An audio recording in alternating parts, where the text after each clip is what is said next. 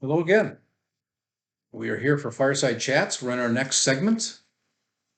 Getting a little darker out in almost sunny Pennsylvania. Put a little more wood on the fire and let's keep rolling. This particular section here is going to focus heavily on the salvation moment and what we acquire as a result of salvation. Jesus, how the Father viewed Jesus as well in Isaiah. So let's dive into this one. Again, the purpose of these videos is to encourage everybody to live with the Lord 24/7. I'm focusing on the business side of life, and but it all applies to everything because it's pretty hard to split the two, right? Either there's my fireplace.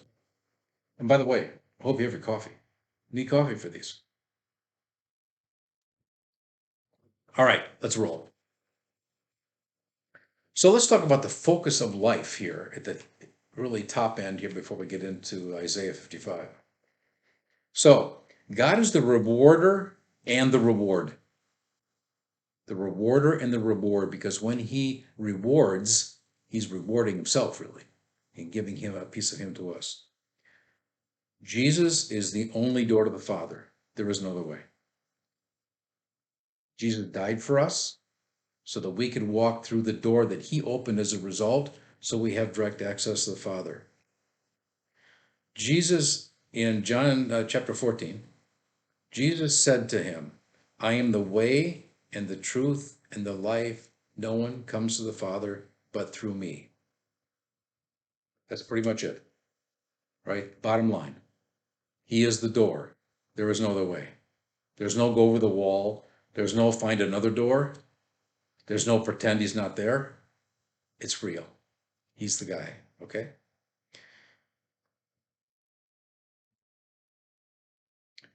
Verse 27 from John 14. And no one knows the Son except the Father, nor does anyone know the Father except the Son. And here's the catch. And anyone to whom the Son wills to reveal him. That's actually Matthew 11, verse 27. I said John, it's Matthew 11, 27. So in this phrase, the last phrase of this verse says, no one knows the Son except the Father, and no one knows the Father except the Son, and who the Son chooses to reveal him to. So Jesus is our revelation of the true character of God. You can know of God or you can know God. We want to know God, not just of him, right? Jesus is the difference. So we want to be humble because we actually exist for others. There isn't a single skill given to a single person that's supposed to be retained within, but instead should be given out. This includes money and resources. So as we focus on the mission and the call of our life, we want to focus on the goal, the cause, and what it is. For me, it's these videos right now. It's also my coaching business. And I also have another piece of the business that generates residual income for people that need a financial lift.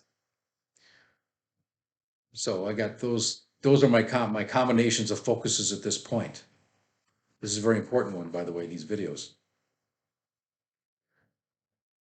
Whatever your purpose is for your business, whatever it is, it doesn't matter. Focus on the product or the service. Let your profits be your reward, not the goal.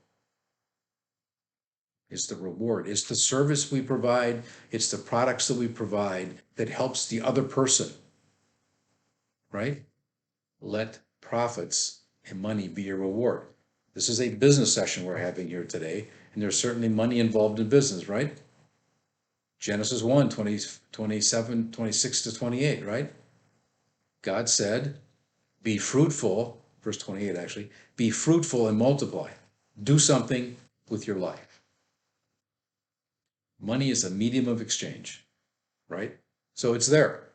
There's no use running from it. Let the products and service be your goal. Let the money be your reward. Okay. Let's take a look at salvation right now. Um, and the reason I'm going to go through this is because it is the foundation of what we're doing here. If it wasn't for this, you could forget the rest, right?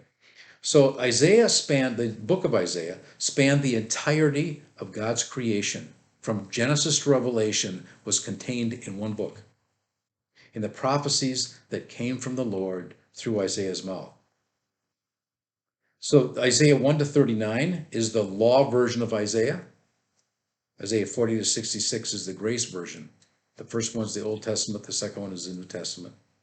Scholars believe that may have been actually written by two different people. Different opinion. But it highlights the change that people can have because of Jesus and his being the Lord of your life. So we go from the law version to the grace version.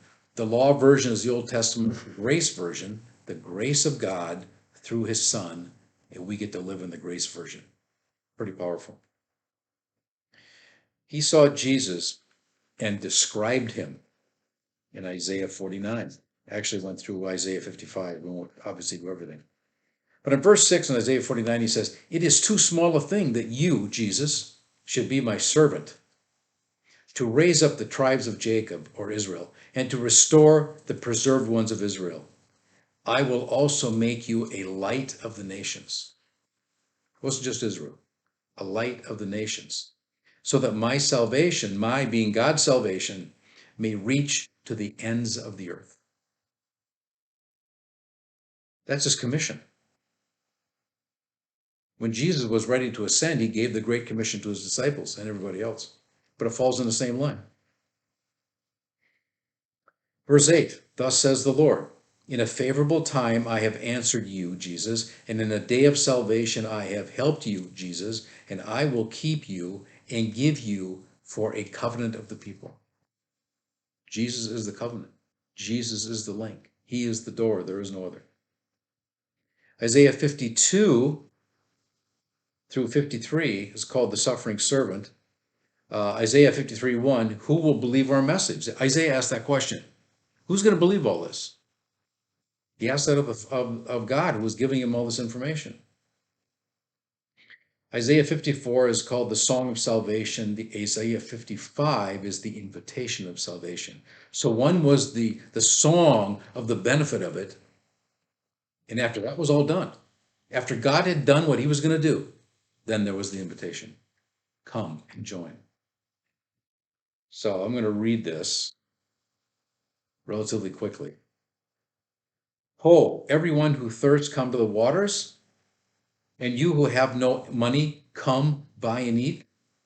Come buy wine and milk without money and without cost. Why do you spend money for what is not bread, and your wages for what does not satisfy? Listen carefully to me and eat what is good, and delight yourself in abundance. That's a call, right? And there's much more to this. Let's jump down to verse 6. Seek the Lord while he may be found. Call upon him while he is near. There's a subtlety in here. We are given opportunities to respond to the Lord. I mentioned in the first, I don't know if I mentioned it or not, I'm going to tell you now. I was saved when I was 48 years old, 49, not earlier. I've asked the Lord many times, how come he waited so long? But the point was, it happened as a result of he came and tapped on my shoulder one day, like he does with everybody else, invited me to jump on board. I took it, as is everybody else that's saved. But everybody gets an opportunity. The time comes. It's ours to take. I'm not God, so if we say no on round one, will he come back at round two? Probably, right? He loves us. He's pursuing us. But the point is this. Seek the Lord while he may be found. In other words, he's there tapping on your door. Go after him. Call upon him while he is near. You don't want him to go off. And see, one thing about Jesus, if you get into the Gospels and watch him, he approached people, basically made an offer and kept moving. He never stood around and begged anybody. He came, invited. Those who jumped on board joined him, and he kept moving. He didn't stand in one place because some guy said no. He has too many people, right? Let's go down to verse 8. For my thoughts are not your thoughts, nor are your ways my ways, declares the Lord. For as the heavens are higher than the earth, so are my ways higher than your ways, and my thoughts than your thoughts. Let me stop there for a second. As we walk out our life, and as we have Jesus involved in our life, there are going to be times when we are doing things that we're going to wonder, why are we doing this? His ways are higher than our ways. He has reasons for doing things you're never going to know. I'll never know. We just have to go with them. We'll find out what we need to find out when he wants us to know it. Okay? Verse 10. For as the rain and the snow come down from heaven and do not return there without watering the earth and make it bear and sprout, and furnishing seed to the sower and bread to the eater, so will my words be which go forth from my mouth. It will not return to me empty, without accomplishing what I desire, and without succeeding in the matter for which I sent it. Remember I mentioned Revelation earlier? This is a form of it right here. We're involved. He's going to get it done one way or the other. If you go to the book of Esther, that's a tremendous story there, where Esther had a moment, to make it really summarize this really quickly. She was in a really touchy situation where she needed to go to the king and ask for help. And she could have been killed for going to the king when she wasn't summoned by the king. Mordecai, her uncle, said, Esther, you may have been created for just such a moment as this. And he went on to say, I'm paraphrasing, that if you don't do this, the Lord will get it done. Because what he accomplishes his desires. So we get opportunities to be part of this. I think that's pretty cool, isn't it? All right, let's keep going. Okay. For you will go out with joy and be led forth with peace. That's verse 12. Verse 13. Instead of the thorn bush, the cypress will grow up. Instead of the nettle, the myrtle will come up, and let it will be a memorial to the Lord for an everlasting sign which will not be cut off. That's Jesus. Okay.